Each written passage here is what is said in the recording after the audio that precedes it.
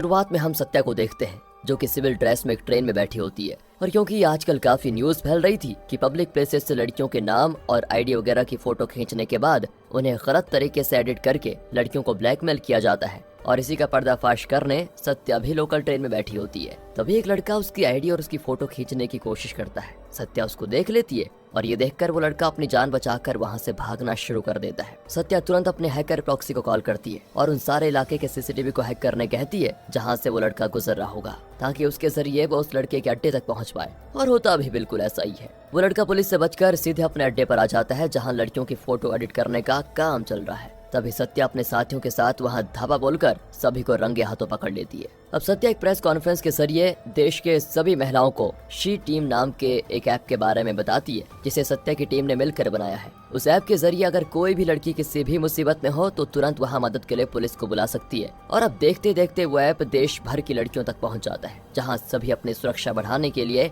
उस ऐप को डाउनलोड कर लेते हैं। अगले सीन में हसीना नाम की एक लड़की सत्या के पास अपनी शिकायत लेकर आती है कि उसने घर से भागकर येदू नाम के एक टैटू आर्टिस्ट से शादी की थी, लेकिन अब येदू ने अपना असली रंग दिखाना शुरू कर दिया और वो डेली दूसरी लड़की को लाकर उसके साथ टाइम बिताता है। वो आगे बताती है कि मैंने येदू से डाइवोर्स की बात भी की, लेकिन वो मुझे डाइवोर्स देने को तैयार नहीं है। वहीं सत्या को हसीना के शरीर पर काफी चोट के निशान दिखाई देते हैं, जिसे जाहिर है येदू ने मार मार कर हसीना को दिए होंगे। ये देखकर सत्या तुरंत येदू को फोन लगाती है। उसे धमकाते हुए कहती है कि अगर दोबारा तुमने हसीना को परेशान करने की कोशिश की तो सीधे हवालात में आ जाओगे। ये सुनकर तो येदू भी काफी गुस्सा हो जाता है। सत्या यहाँ पर हसीना को अपना नंबर देकर कहती है कि अगर कभी भी मेरी जरूरत पड़े तो सीधे मुझे कॉल कर देना, बिना सोचे समझे मैं तुरंत आ जाऊंगी। सत्या वहाँ से अपने घर पर आ जाती है जहाँ आज अमर नाम के लेखक के साथ उसकी शादी है। लेकिन अपनी ही शादी में वो इतना लेट पहुँचती है कि सारे मेहमान अपने घर जा चुके होते हैं। लेकिन अमर को इन सब से कोई फर्क नहीं पड़ता। वो तो हर हाल में सत्या का साथ देने वालों में से एक है, इसलिए वो अपने परिवार को समझा बुझाकर सत्या के साथ शादी के बंधन में बंध जाता है। लेकिन थोड़ी देर के बाद जब सत्या अपना फोन चेक करती है तो उसे पता चलता है कि हसीना ने करीब उसे 14 कॉल किए थे। एंड ये देखकर तो वो तुरंत हसीना को कॉल लगाकर उसके घर जाने के लिए निकल जाती है, जहाँ रास्ते में वो हसीना से बातें भी कर रही होती है। हसीना बताती है कि ये दो गुस्से में घर पर आया और मुझे जान से मारने की धमकी दे रहा है। मैंने दरवाजा बंद किया हुआ है, आप जल्दी यहाँ पर आ जाओ वरना वो मुझको मार डालेगा। सत्या भी कहती है कि घबराओ मत, मैं तुरंत वहाँ पर पहुँच रही हूँ। लेकिन तभी दरवाजा तोड़कर ये दो अंदर आ जाता है और अंदर आने के बाद वो हसीना को बहुत ही बुरी तरीके से मारना शुरू कर देता है। कहता है कि आखिर तुम्हारी हिम्मत कैसे भी पुलिस को बताने की। कुछ देर के बाद सत्या हसीना के घर पर आ जाती है और वहाँ आने पर उसे येदू हसीना के गले पर चाकू रखे हुए दिखाई देता है। सत्या उसको हटाने को भी कहती है, लेकिन वो उसकी एक नहीं सुनता और सत्या के सामने ही वो हसीना के गले पर चाकू लगा देता है। सत्या येदू पर गोलियां चलाने की कोशिश करती है ताकि वो उसको रोक पाए, पर तब भी येदू वहाँ से भाग निकलता है। सत्या हसीना के पास जाती है जो बेचारी अपनी आखिरी सांसें गिन रही होती है। वो कहती है, मेरे छोटे भाई इकबाल का ख्याल रखना, माँ के गुजर जाने के बाद मैं ही उसके लिए सब कुछ थी। इतना कहकर दोस्तों वो अपना दम तोड़ देती है। ये देखकर सत्या को भी काफी बुरा लगता है कि मैंने उसके कॉल्स पहले क्यों नहीं देखे। वैसे दोस्तों उसने अपनी तरफ से पूरी कोशिश तो की, लेकिन वो हसीना को बचा नहीं पाई। अगले दिन सत्या हसीना के जनाजे में आती है, जहाँ पर इकबाल सत्या को देखकर काफी ज्यादा गुस्सा हो जाता है, क्योंकि सत्या ने उसकी बहन से वादा किया था कि वो उसकी रक्षा जरूर करेगी, लेकिन तब भी वो उसको बचा नहीं पाई। एंड वो अपना गुस्सा दिखाने के लिए सत्या को हसीना के फोन से कॉल भी करता है कि मेरी बहन ने तुम्हें 14 बार कॉल किए, अगर पहली कॉल उठा ली होती तो आज मेरी बहन जिंदा होती। एंड ये देखकर सत्या को भी काफी बुरा लगता है कि शायद मेरी ही गलती थी जिससे बेचारी हसीना की जान चली गई।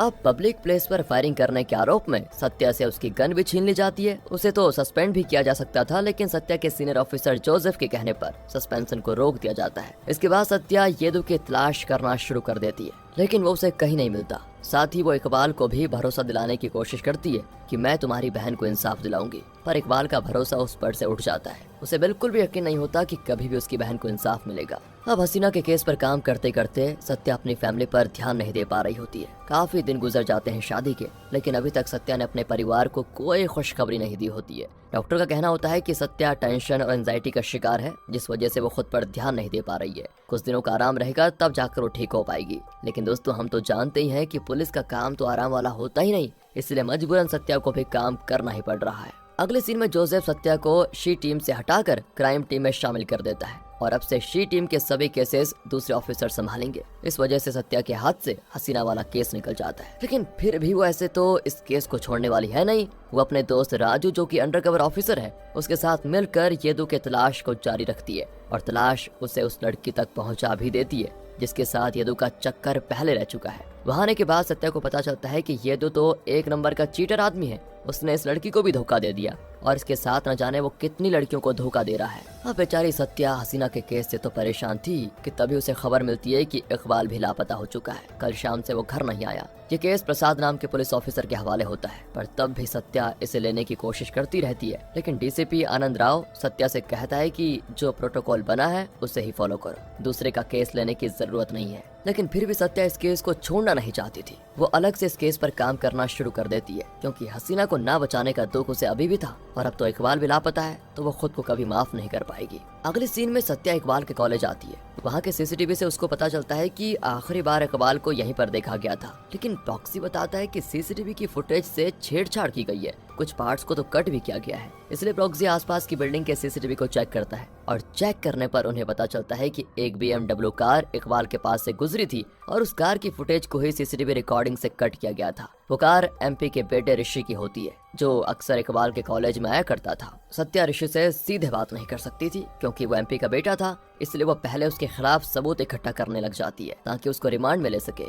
अब सत्या वहाँ से इकबाल के घर आती है जहाँ आने पर उसकी मुलाकात इकबाल की बचपन की दोस्त दिव्या से होती है। सत्या उसे कहती है, देखो मैं जानती हूँ तुम इकबाल की अच्छी दोस्त हो, लेकिन तुम्हारा ऋषि से क्या रिश्ता है उसके बारे में मैं तुमसे जानना चाहती हूँ। क्योंकि जब इकबाल के पिता उसके लापता होने की खबर मुझे देने आए थे तो वहाँ तुम्हारे साथ ऋषि भी मौजूद था। तब दिव्या बताती है कि इकबाल और मैं MBBS के स्टूडेंट्स हैं। पिछली क्लास से ही हम दोनों एक दूसरे के अच्छे दोस्त हैं। इकबाल पढ़ाई में जितना आगे है, लड़ने झगड़ने में उतना ही पीछे, यहाँ तक कि उसे खुद का स्टैंड लेना भी नहीं आता। साथ ही ऋषि से मेरी मुलाकात तब हुई जब वो हमारे ब्लड डोनेशन कैंप में आया था। कुछ दिनों की बातों से ही हम दोनों में अच्छी दोस्ती हो गई और ये दोस्ती धीरे धीरे प्यार में बदलने लग गई। लेकिन एक दिन जब कॉलेज का लड़का रमेश मुझे परेशान कर रहा था तब इकबाल ने उसको समझाया कि वो ऐसा ना करे, लेकिन रमेश ने उसकी एक नहीं सुनी और सीधा उसने मेरा हाथ पकड़ लिया। ये देखकर तो ऋषि को गुस्सा आ गया। उसने रमेश को तो मारा ही, साथ ही साथ उसने इकबाल को भी बहुत मारा कि आखिर उसने रमेश को मुझे हाथ लगाने क्यों दिया। इकबाल थोड़ा कमजोर था तो वो कुछ नहीं कर पाया। ये सारी बातें सुनकर सत्या को डाउट होने लगता है कि शायद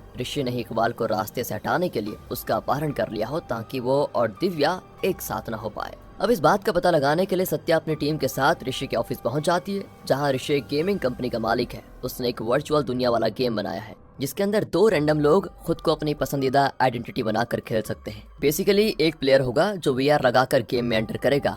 गेम के अंदर मौजूद दूसरा प्लेयर पहले वाले प्लेयर के बारे में कुछ नहीं जान सकता कि उसके सामने जो प्लेयर है वो असल में कौन है। यहाँ तक कि अगर गेम में कोई कैरेक्टर लड़की है तो ये भी कंफर्म नहीं है कि असल में भी वो लड़की है या लड़का। तो अब गेम की जानकारी निकालने पर सत्या को पता चलता है कि ऋषि ने सबसे ज्यादा नेहा नाम की लड़की के साथ ही गेम खेला है और चैटिंग में नेहा के साथ साथ विजय नाम के किसी बंदे से भी बातें की है। विजय के साथ हुई बातचीत में ऋषि की भेजी हुई एक वॉइस रिकॉर्डिंग होती है। उसमें वो विजय से कह रहा होता है, देखो विजय, मैंने इकबाल को तुम्हारी बताई हुई जगह पर छोड़ दिया है और मैं वहाँ से जा भी चुका हूँ। अब तुम देखो उसका क्या करना है। ये सुनकर तो सत्या समझ जाती है कि ऋषि ने ही इकबाल का अपहरण किया है, इसलिए वो ऋषि को घसीटते हुए पुलिस स्टेशन लेकर आ जाती है। MP और आनंद उसको रोकने की कोशिश करते हैं क्योंकि DCP आनंद MP का चेला है और वो उसकी कही हुई सारी बात मानता है। पर तब जोसेफ आनंद को फोन करके कहता है कि देखो आनंद, इकबाल का केस मैंने सत्या को दे दिया है तो कोई भी उसे परेशान करने की कोशिश न करे, उसे उसका काम करने दो। ये सुनकर तो आनंद भी घबरा जाता है और तब सत्या पूरे एटीट्यूड के साथ ऋषि को पुलिस स्टेशन लेकर आ जाती है।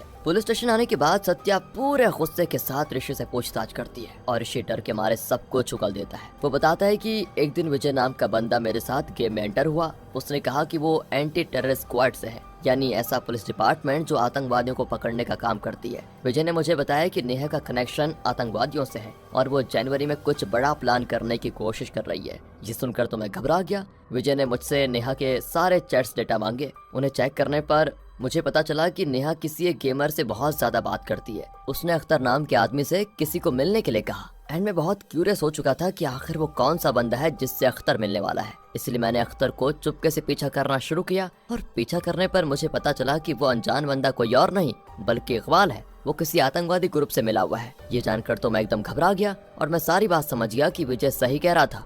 इसलिए विजय के कहने पर मैंने इकबाल का अपहरण कर लिया और उसे बेहोश करके विजय की बताई हुई जगह पर छोड़ दिया। लेकिन तभी होश में आकर उसने मेरा गला पकड़ लिया। एक सीधा साधा लड़का जिसे कभी लड़ना तक नहीं आया, वो इस तरह से मेरा गला पकड़ेगा मैंने कभी नहीं सोचा था। उसकी आंखों में मैंने जो गुस्सा देखा ना, उसको देखकर मुझे यकीन हो गया कि ये इकबाल अब पहले वाला नहीं रहा, इसलिए मजबूरन उसको धक्का देकर मैं वहीं से भाग गया। मैंने कुछ गलत नहीं किया। ये सारी बातें सुनकर तो सत्या अभी हैरान रह जाती है। वो तुरंत ऋषि की बताई हुई जगह पर जाती है जहाँ उसने इकबाल को छोड़ा था। वहाँ आने के बाद उसे इकबाल बहुत ही बुरी हालत में दिखाई देता है, क्योंकि जब ऋषि ने उसको धक्का दिया था तब लकड़ी का एक टुकड़ा उसके पेट में घुस गया था और घायल होने की वजह से वो कहीं भाग नहीं पाया, इसलिए तुरंत सत्या वहाँ पर एम्बुलेंस को बुलाती है। साथ ही जब इकबाल को उठाकर एम्बुलेंस में रखा जा रहा था ना, तब सत्या को उसके पास से हसीना का लॉकेट मिलता है, जो आखिरी बार वैसे येदू के पास था। अब इससे सत्या को लगता है कि शायद इन सब के पीछे येदू हो, जो इकबाल को फंसाने की कोशिश कर रहा हो, क्योंकि उसने मुझे चैलेंज किया था कि हिम्मत है तो उसको पकड़ कर दिखाए। अब हॉस्पिटल में लाने के बाद इकबाल कोमा में चला जाता है। अब इस चीज को जानकर तो एमपी एकदम घबरा जाता है कि ऋषि कहीं फंस न जाए। अब आनंद बताता है कि पहले तो ऋषि पर सिर्फ अपहरण का चार्ज लगता, लेकिन अब इकबाल की ऐसी हालत देखकर अटेम्प्ट टू मर्डर का भी चार्ज लगेगा। उसके साथ साथ इकबाल अगर आतंकवादी से मिला हुआ निकला तो ऋषि पे टेररिस्ट लिंक का भी चार्ज लग सकता है। इतना ही नहीं, अगर आखिर में इकबाल हॉस्पिटल में मर गया तो हत्या का भी चार्ज ऋषि पर ही लगने वाला है।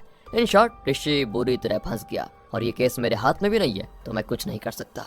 अब ये जानने के बाद कि ऋषि फंस चुका है और बचने का कोई रास्ता नहीं है, वो चुपके से घर छोड़कर ही भाग जाता है। सभी पुलिस वाले उसको ढूंढने में लग जाते हैं, पर वो कहीं नहीं मिलता। अगले सीन में जोसेफ अपना रिटायरमेंट अनाउंस कर देता है कि वो 3 दिनों में रिटायरमेंट ले लेगा। और दोस्तों, ये एमपी के दबाव में आकर जबरदस्ती हायर ऑफिसर्स ने जोसेफ को करने को कहा था। इसीलिए जोसेफ सत्या से कहता है कि देखो, तुम्हारे पास सिर्फ 3 दिन है, इन 3 दिनों के अंदर ही तुम्हें इकबाल और हसीना का केस सॉल्व करना होगा, वरना 3 दिन के बाद सीधे सीधे ये केस तुमसे ले लिया जाएगा और फिर तुम जानती हो कुछ नहीं हो पाएगा। ये सुनकर सत्या भी परेशान हो जाती है कि 3 दिन में कैसे केस सॉल्व होगा। अगले सीन में सत्या इकबाल, विजय और नेहा की जानकारी निकालने में लगी होती है। इकबाल का लैपटॉप, मोबाइल, सब कुछ उसको क्लीन मिलता है, यानी कि इकबाल का आतंकवादियों से कोई लिंक नहीं था। साथ ही विजय और नेहा की फेक प्रोफाइल थी जो उन्होंने गेम के लिए बनाई थी। असल में ये विजय और नेहा असल में कौन है, उनकी क्या पहचान है, ये कोई नहीं जानता।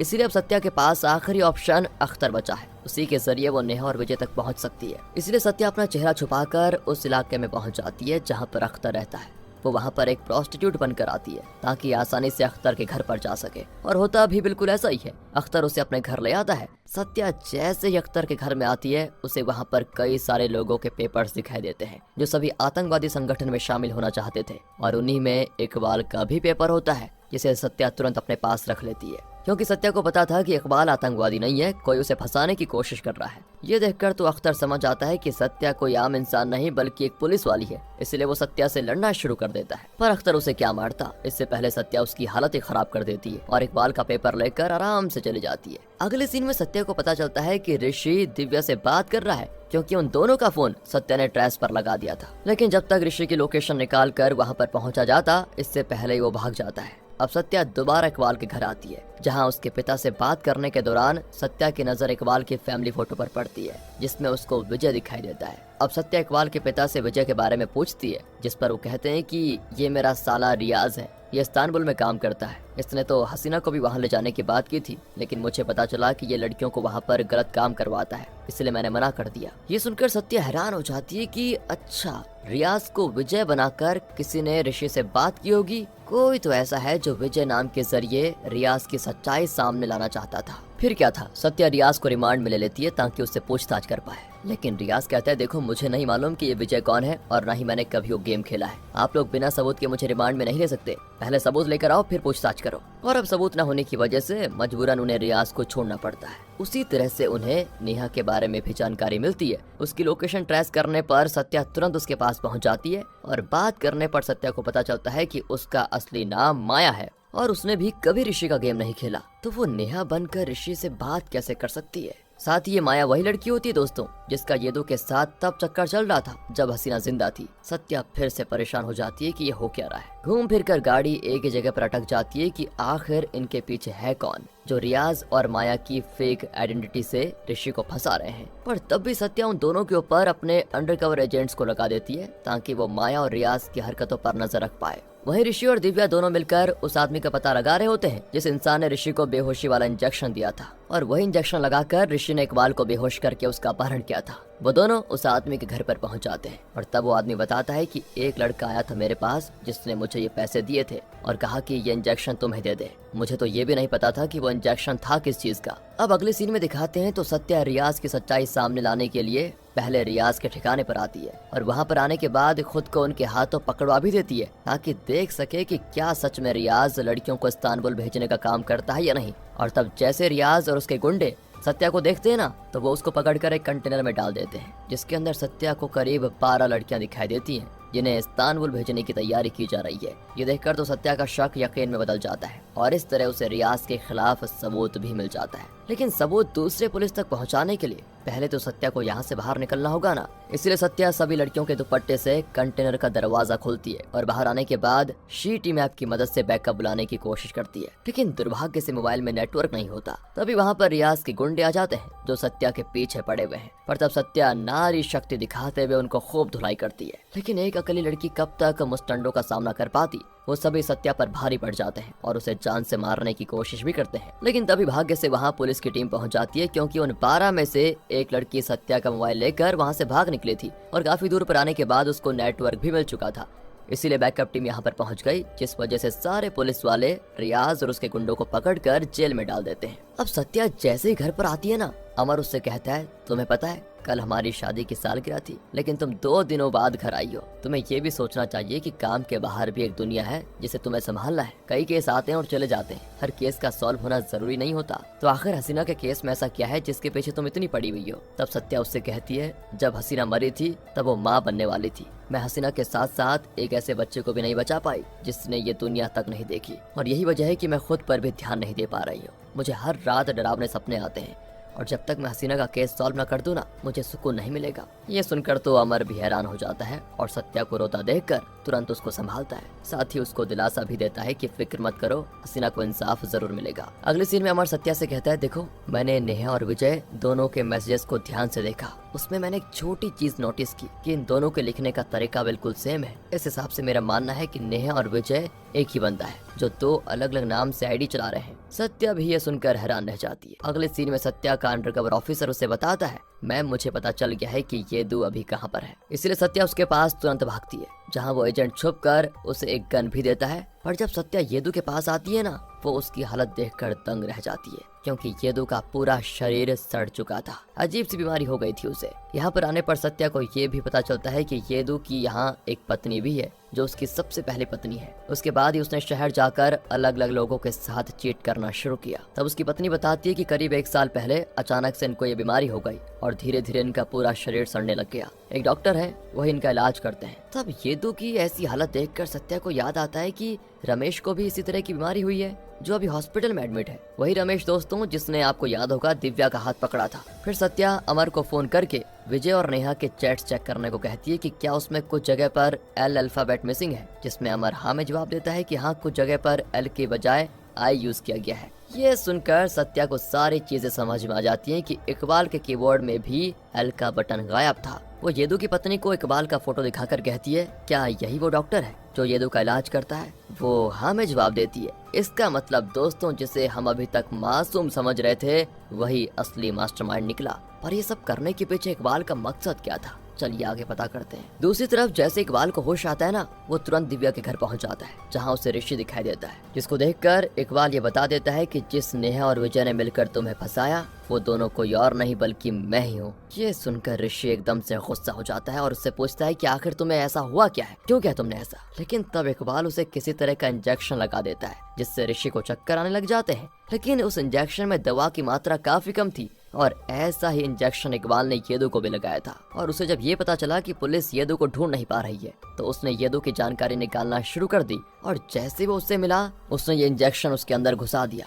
इकबाल डॉक्टर बनकर डेली येदू के घर आता है और इंजेक्शन का डोज बढ़ाता जाता है जिस वजह से येदू की ऐसी हालत हुई। अब इकबाल दिव्या से कहता है कि तुम्हें याद है येदू मेरी बहन के साथ क्या करता था, वो गालियां देता था, चिल्लाता था उस पर, लेकिन वो सहन कर लेती थी। और तुम्हें वो दिन याद है जब रमेश ने तुम्हारा हाथ पकड़ा था, तब ऋषि ने तुमको बहुत डांटा था। उस वक्त मुझे ऋषि के रूप में येदू दिखाई दे रहा था और मैं नहीं चाहता था कि तुम्हारा हाल भी मेरी बहन की तरह हो, इसलिए मैंने ऋषि को तुमसे दूर करने का प्लान बनाया। मैंने ही उसे फंसाया। विजय नेहा बनकर उसे मैसेजेस किए और खुद आतंकवादी संगठन में शामिल होने के बारे में उसको बताया ताकि इसके जरिए ऋषि को फंसा सको। खुद का अपहरण का प्लान बनाया ताकि उसके ऊपर एक नहीं कई केसेस लगे और कोई उसे बचा ना पाए। अपहरण वाले दिन तो ऋषि मुझे वहाँ छोड़कर जाने वाला था, लेकिन गलती से मैं लकड़ी के टुकड़े पर गिर गया और घायल हो गया। लेकिन इसमें मेरा ही फायदा हुआ क्योंकि इससे ऋषि पर अटेम्प्ट टू मर्डर का केस लग गया। लेकिन तब भी मुझे सुकून नहीं मिल रहा था। मुझे तो लगा था कि शायद इन सब की वजह से तुम ऋषि से दूर हो जाओगी, लेकिन ऐसा नहीं हुआ और तुम दोनों और करीब आ गए। इसलिए अब मैं इसका वही हाल करूंगा